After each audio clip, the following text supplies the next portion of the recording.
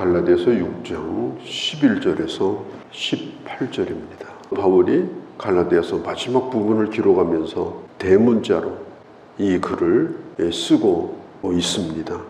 우리도 책을 보다가 아니면 어떤 걸 쓰다가 중요한 것은 큰 글씨로 씁니다. 아니면 좀 진하게 쓰기도 합니다.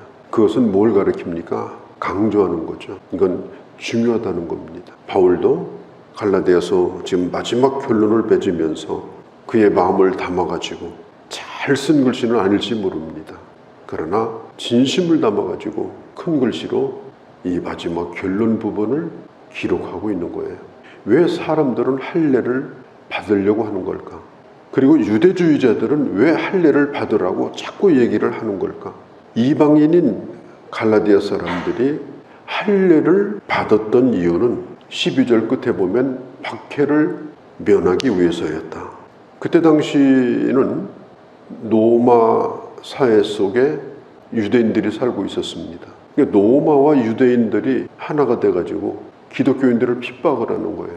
이 핍박을 받지 않고 친유대주의자가 되는 방법은 할례를 받는 방법입니다.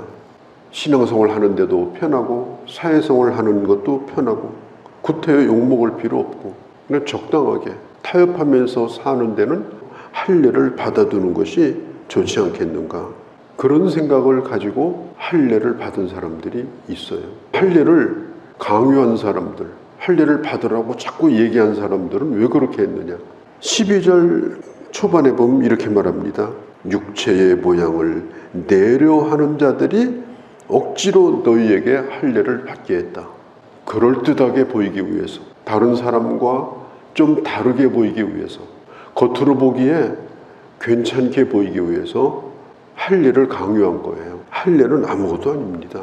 예수 믿는 사람에게는 아무것도 아니에요. 그런데 나는 저 사람이 받지 않는 할례를 받았다. 그걸 보여주고 싶은 거예요.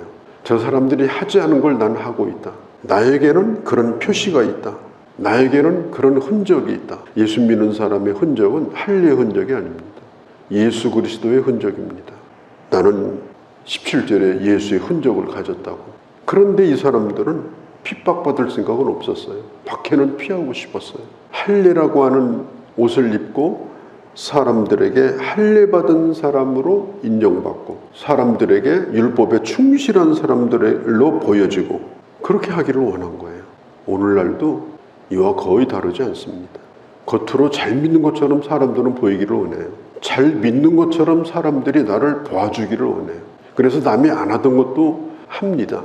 남이 싫어하는 것도 합니다. 적당히 타협하면서 괜찮은 사람으로 인정받고 싶어 하는 거죠. 그러나 이 복음을 붙들고 있는 사람은 십자가의 복음에 뭔가 부족해서 할례를 받는 것이라면, 그런 요구에 고개를 숙이는 것이라면 나는 절대로 할례를 받지 않는다.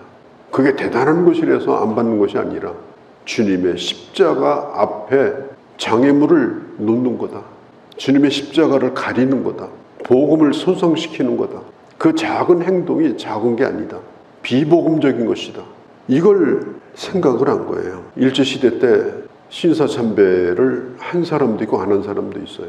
하는 데는 하는 이유가 있었고 안 하는 데는 안 하는 이유가 있었습니다. 신사참배를 하는 사람들은 이게 뭐가 중요하냐, 국민의례라고 생각하자. 그냥 모여서 잠깐 고개 숙이고 고개만 숙이고 속으로는 기도하고 그러면 되지 않느냐. 뭐가 이게 그렇게 특별하게 예수 믿는다고, 우리는 뭐 속으로 예수 안 믿냐, 다 믿지, 이렇게 하는 사람도 있었어요. 그걸 심지어 그때 당시 총회 노회에서 결의를 해가지고 해도 괜찮다고 그랬어요. 근데 소수의 사람들은 그걸 하지 않았습니다. 왜 하지 않았느냐. 고개를 숙이는 것이 대단한 일은 아닐지 몰라도, 속으로 기도하면 될지 몰라도 천황을 향해서 경배하는 것이기 때문에 그것 자체를 하지 않겠다. 그래서 신사참배를 반대한 사람들이 있었습니다. 영락교회 한경직 목사님이 돌아가시기 전에 공개적으로 회개를 했어요. 나는 신사참배를 한 사람이라고. 평생토록 마음에 가지고 있는 짐을 돌아가시기 전에 하나님 앞에, 성도들 앞에 내놓았습니다. 그게 마음에 걸린 거예요. 그게 작은 것이라 할지라도 잘못된 것들, 타협들, 이런 것들이 우리 신앙생활에 큰 흠이 될 수가 있다는 겁니다. 예를 들면은 저 사람이 참신앙이냐 가짜냐 이런 거 보려고 예수님의 성화를 깔아놓고 밟고 지나가라, 침 뱉고 지나가라. 대부분 침 뱉고 밟고 지나갔죠. 어떤 사람은 그거 안 하기 위해서 순교했어요. 그 그림이 뭐가 중요하냐. 미련한 짓이다. 목숨을 아껴야지. 순교하는 사람한테는요, 순교가 어마어마한 것 때문에 순교하는 게 아니에요. 나를 위해서 죽으신 예수 그리스도 앞에서 그 사소한 것이라도 내가 꺾을 수 없기 때문에 결국은 순교를 하는 겁니다. 복음 전하다 붙들려서 매 맞아 죽고 이런 순교보다 사소한 것에서부터 순교를 한 사람들이 더 많아요. 사도 바울이 말합니다. 이 할례를 받는 것이 뭐 받아도 좋고 안 받아도 뭐 좋고 별 상관이 없다. 그게 구원과 무슨 상관이 있냐. 그럴 수 있지만은 복음의 영광을 가리는 줄 알면서 하는 것이라면 하지 말자. 오래 신앙생활을 하는 사람들 가운데 내가 복음이라는 게 많아요. 내가 오래도록 해오던 거. 신앙생활을 오래 하다 보면 본인이 가지고 있는 나름대로 예수 잘 믿는다고 하는 근거들이 있잖아요. 개인도 있고 교회도 그런 전통들이 있어요. 우리는 그것을 중요시합니다. 절대로 해야 된다고 생각합니다. 그러나 그것은 중요한 것이 아니에요. 복음이 중요한 것이지. 복음 안에서 자유를 누리며 내가 가지고 있는 복음의 영광에 취해서 어디 가서든지 너무너무 자랑스럽게 당당하게 하나님의 말씀을 전하는 삶을 사는 게 중요한 거지. 무엇이 옳은가 그른가, 어떤 것이 기준인가 기준이 아닌가, 이런 것에 붙들려서 할례주의자가 되어서 살아가는 것은 그건 정상적인 그리스도인의 삶이 아니다. 육체를 모양을 내려고 하는 자. 예수님이 마태복음 6장에서 말씀하셨죠. 길거리에서 사람 보는 데서 기도하지 말라. 사진사 데려다 놓고 구제한다고 그래 하지 말라. 모르게 해라. 금식할 때도 얼굴에 분칠하고 밥 잘 먹은 것처럼 하면서 금식해라. 보여주려고 하는 것은 하지 말라. 예수님이 이것을 분명하게 우리에게 가르쳐 주셨어요.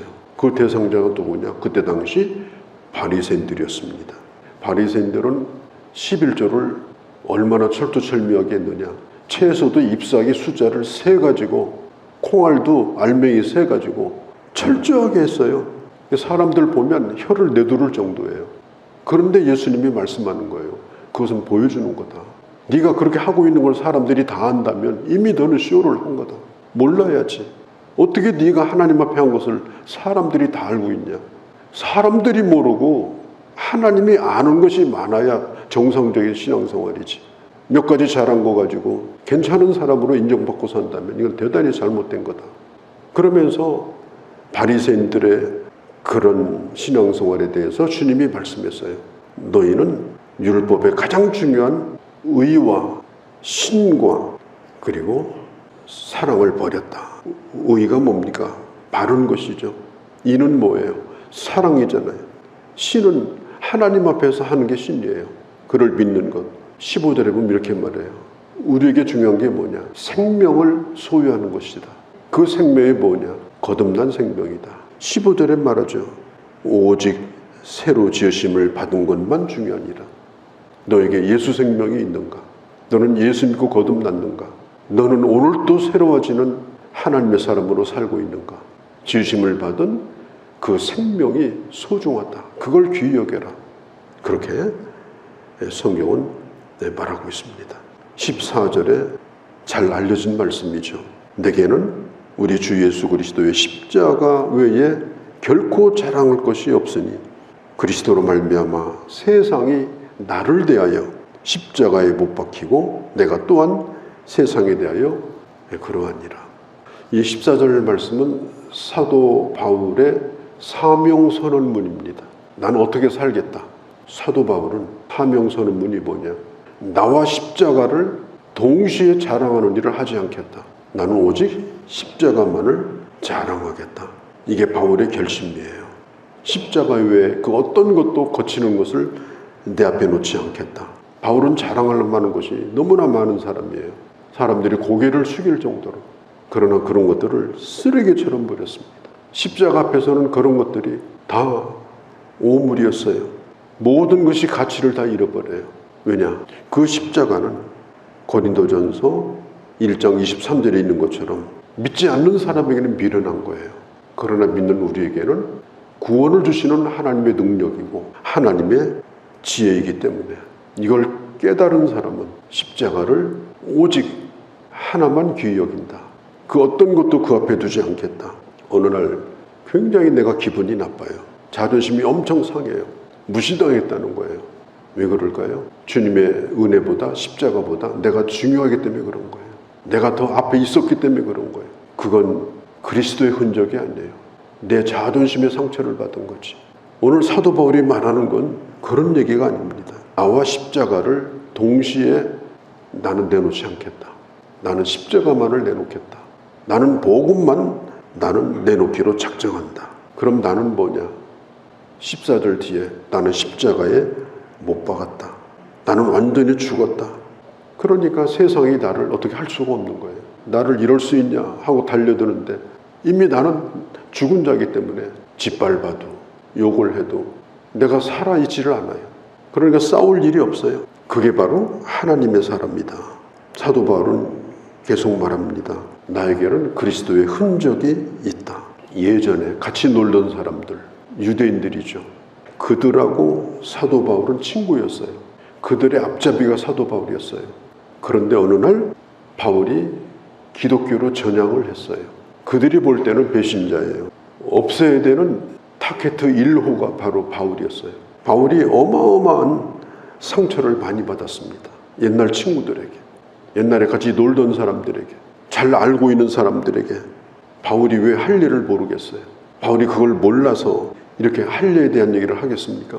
그런데 그들은 이런 할례 같은 이런 문제, 이런 걸 가지고 바울을 물고 늘어지는 거예요. 적당히 타협을 한다면 이런 상처를 받을 이유가 없어요. 심지어 예루살렘에 있는 지도자들도 바울을 인정하지 않았어요. 심지어 어떤 사람들은 고린도후서를 읽어보면 바울은 가짜라고 했어요. 예수님의 12사도가 아니니까 가짜다. 바울이 전하는 얘기는 다 가짜고 위증하는 거다. 믿을 만한 얘기가 아니다. 믿는 사람들 입에서 떠돌아다녔어요.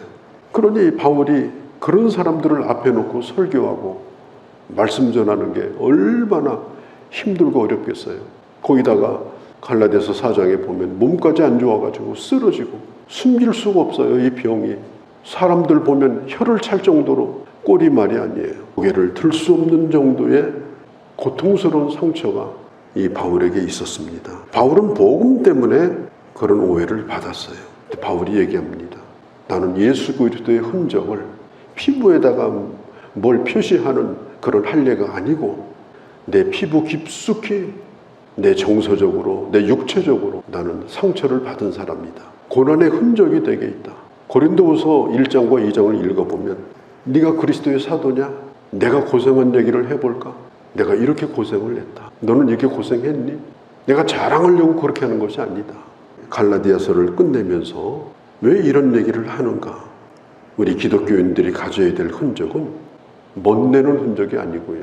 다른 사람이 안 하는 걸 특별하게 하고 다니는 흔적이 아니고 내가 살고 있는 땅에서 예수 믿지 않는 사람들에게 가서 복음을 전하고 복음 전하다가 내가 욕을 먹고 힘들고 어려운 가운데서도 내가 기도해야 될 사명을 감당하기 위해서 불편한 자리로 추운 자리로 나와서 기도하고 내가 이 세상에서 살면서 하나님의 사람으로 살고자 많은 것을 양보하고 버리고 손해를 입고 정말 예수 믿는 것 때문에 실제적으로 내가 받은 그런 상처와 그런 손해들, 이런 고통들, 그런 것이 내게 있는가?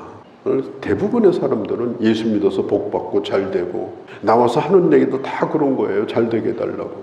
오늘 우리가 찬송 부른 것처럼 나의 마음이 슬프고 힘들 때에 주님의 십자가 생각하고 나는 그 길을 따라가겠습니다. 이런 결단과 이런 진실한 고백이 없는 거예요.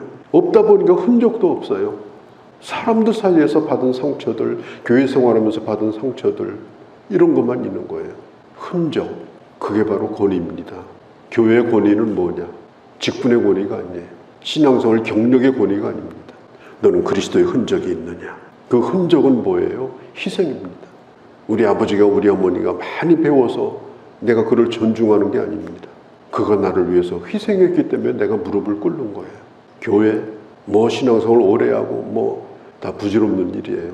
너는 희생을 했는가? 너는 나처럼 희생했는가? 그렇게 하지 않았으면 입을 벌리지 말라. 겉멋내고 다니지 말라. 이런 기가 막힌 얘기를 하고 있는 겁니다. 나 바울이 어떻게 살아왔는가 하는 것은 조금이라도 네가 알면 좋겠다. 나는 그리스도의 흔적을 가졌다. 한마디로 말하면 이런 거예요. 나를 더 이상 건드리지 말라. 오늘 이 이야기를 큰 글씨로 지금 쓰고 있습니다. 정말 우리가 복음을 사랑하고 예수 그리스도를 사랑하고 드러난 것보다 훨씬 더 많은 그리스도를 위해서 살았던 그런 흔적들, 주님이 알아주시는 많은 것들이 내게 쌓여져 있고 누가 뭐라고 하든지 그 풍성함을 누리고 하나님 앞에 가서는 정말 잘했다고 칭찬받을 수 있는 그런 주의 사람들로 살아가는 귀한 주의 자녀들이 되어주시기를 바랍니다. 거룩하신 우리 아버지, 내가 큰 글씨로 쓴다. 나는 그리스도의 흔적을 가진 자다.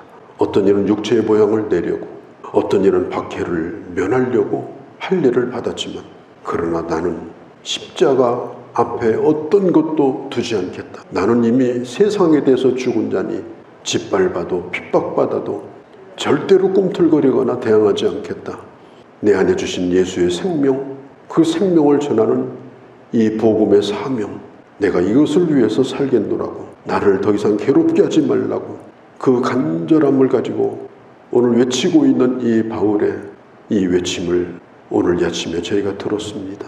하나님이여, 내가 주를 위해서 치렀던 희생들이 하나님 앞에 흔적으로 교회의 한 모퉁이를 지키게 하시고, 그리고 하나님 앞에 가서 인정받을 수 있는 그런 주의 사람들로 살게 하여 주시옵소서.